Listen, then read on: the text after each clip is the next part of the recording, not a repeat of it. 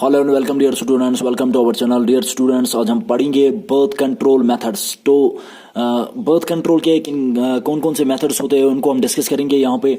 तो पहला जो है इसमें आपको इंपॉर्टेंट पॉइंट याद रखना है, कंट्रासेप्शन। कंट्रासेप्शन होता क्या है? कंट्रासेप्शन होता है प्रेगनेंसी को प्रिवेंट करना। जब हम प्रेगनेंसी को प्रिवेंट करते हैं तो उसको कंट्रासेप्शन बोलते हैं। कंट्रासेप्शन के बहुत सारे मेथड्स होते हैं जिनको हम ये बर्थ कंट्रोल मेथड्स बोलते हैं या पॉपुलेशन कंट्रोल मेथड्स बोलते हैं। तो हमें क्या है, फर्टिलाइजेशन करने नहीं देनी है। तो इन बहुत सारे मेथड से हम जो है बर्थ को कंट्रोल में रख सकते हैं, पॉपुलेशन को कंट्रोल कर सकते हैं।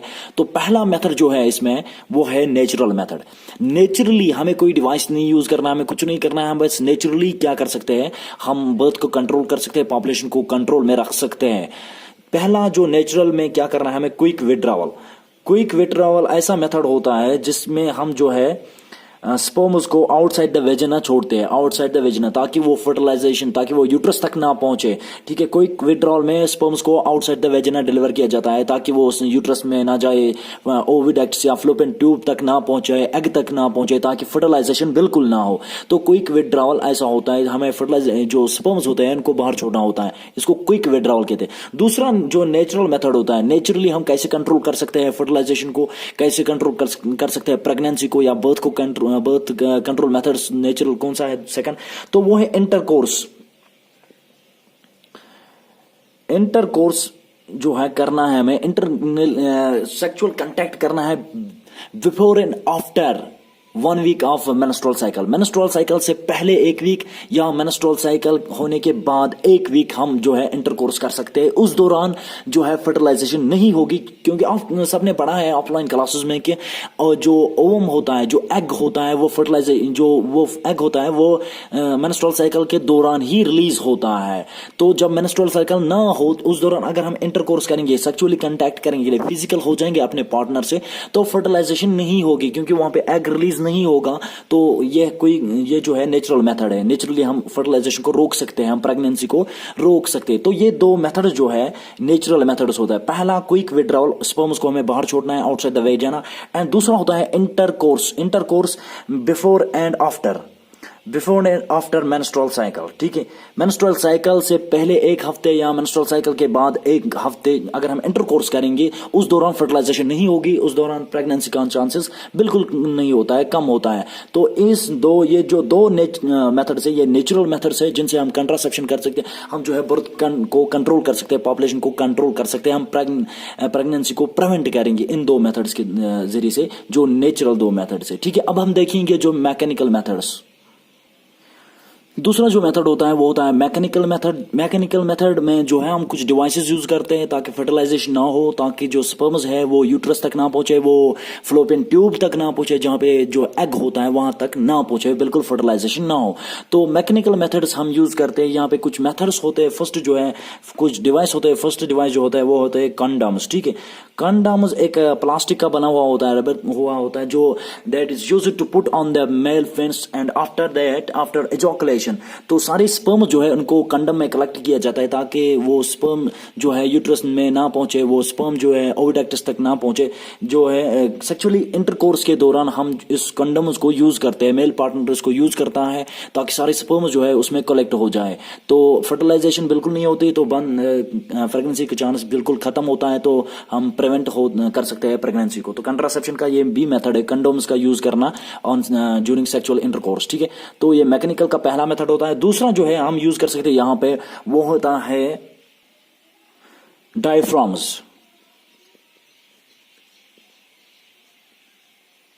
डायफ्राम्स दूसरा जो इसमें होता है, मैकेनिकल का दूसरा टाइप जो है डायफ्राम्स होते हैं। ये कुछ कप शेप्ड स्ट्रक्चर्स होते हैं, कप लाइक स्ट्रक्चर होते हैं, इनको हम फिक्स कर देते हैं वेजिना में।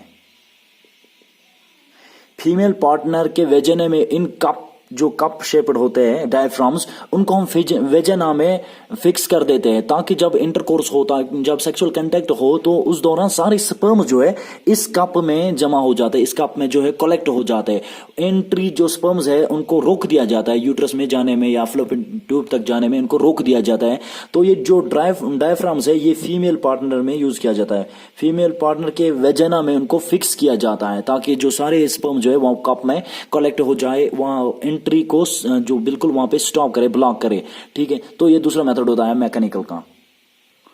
तीसरा मेथड इस मैकेनिकल में होता है, वो होता है IUCN, intra uterine contraceptive device, sorry IUCD, intra uterine contraceptive device.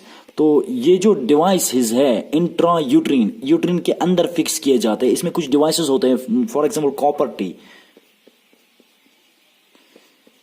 Copper T एक डिवाइस होता है जो यूट्रीन में फिक्स किया जाता है ताकि स्पर्म्स को रोक दिया जाए, वहां पे ब्लॉक किया जाए।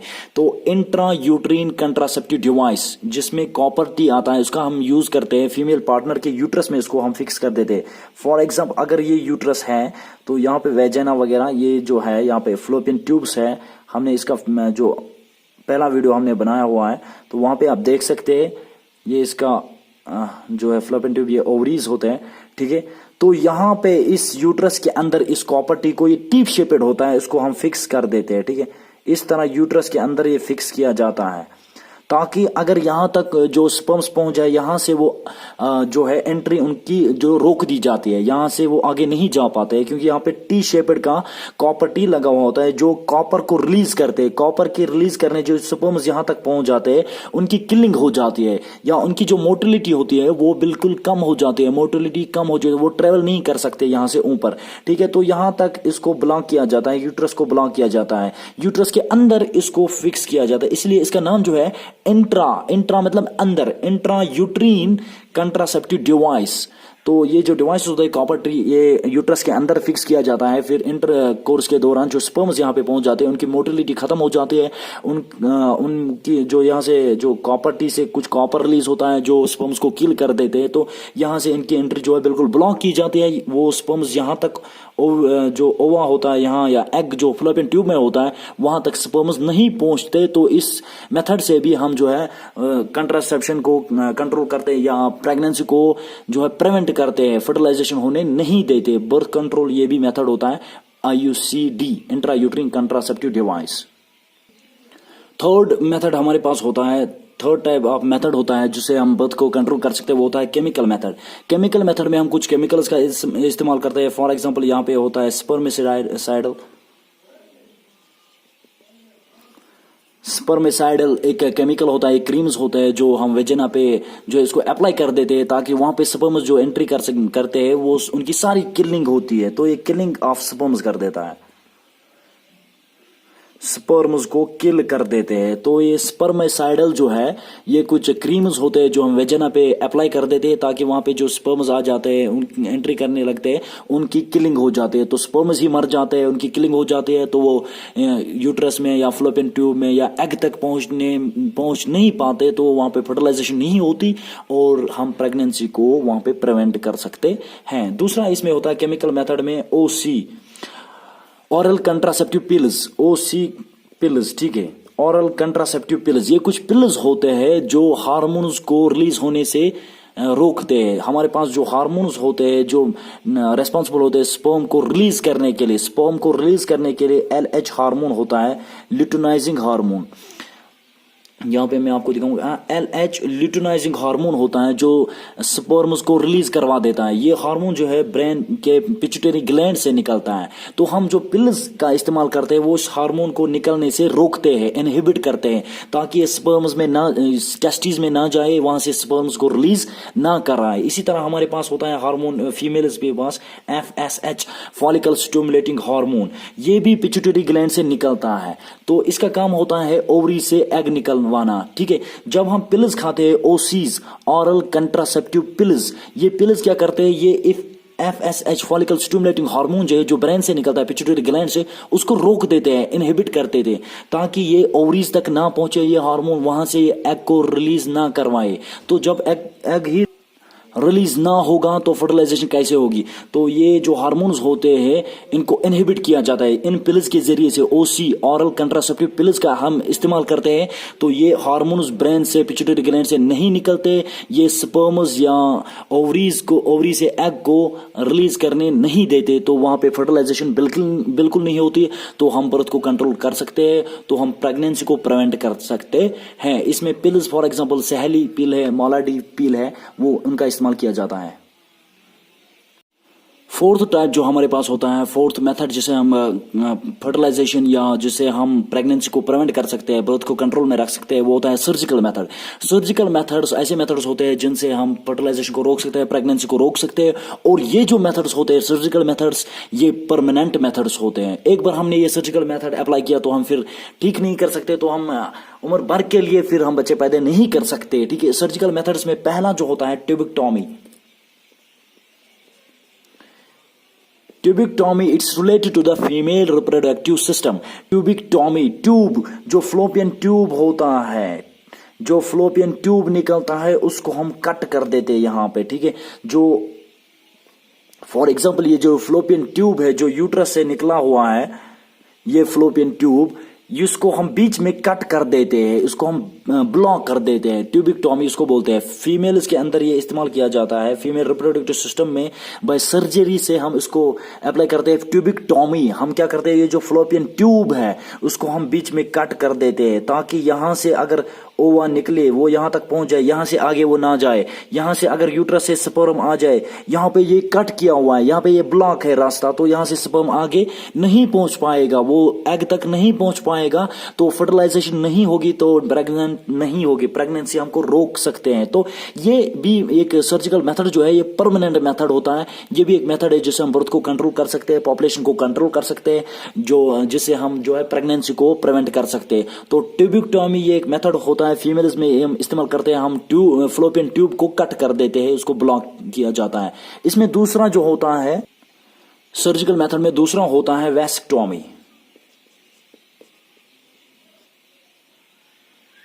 वेसिक्टॉमी जो है वासा डिफरेंशिया, ये मेल्स में इस्तेमाल किया जाता है, मेल रिप्रोडक्टिव सिस्टम में जो वासा डिफरेंशिया होता है इसको कट किया जाता है। जो हमने टेस्टीज से दिखाए आपको, टेस्टीज से जो पाइप निकलता है, वासा डिफरेंशिया निकलता है जो एब्डोमेन में जाता है, जिसमें स्पर्म्स होते हैं, उसको बीच में कट किया जाता है, कट मारा जाता है।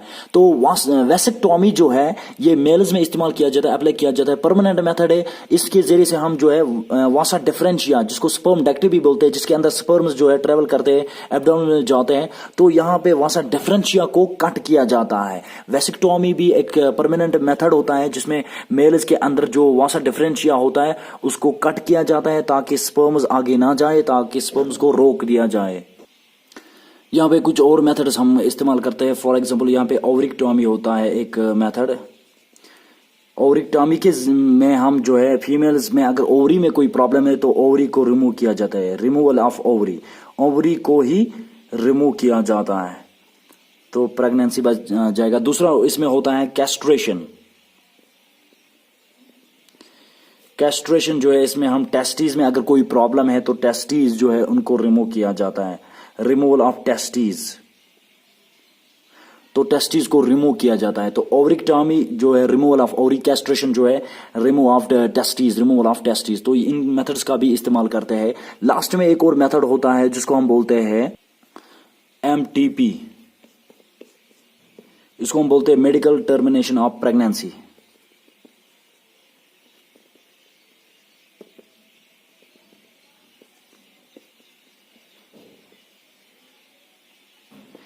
MTP medical termination of pregnancy. यहाँ पे अगर कोई बच्चा हुआ है, कोई फिट्स जो है जो एब्डोमेन में है लेकिन उसमें कोई प्रॉब्लम है, तो हम क्या करते हैं, मेडिकल टर्मिनेशन ऑफ प्रेगनेंसी का यूज करते हैं, या इसका दूसरा नाम जो होता है एबॉर्शन।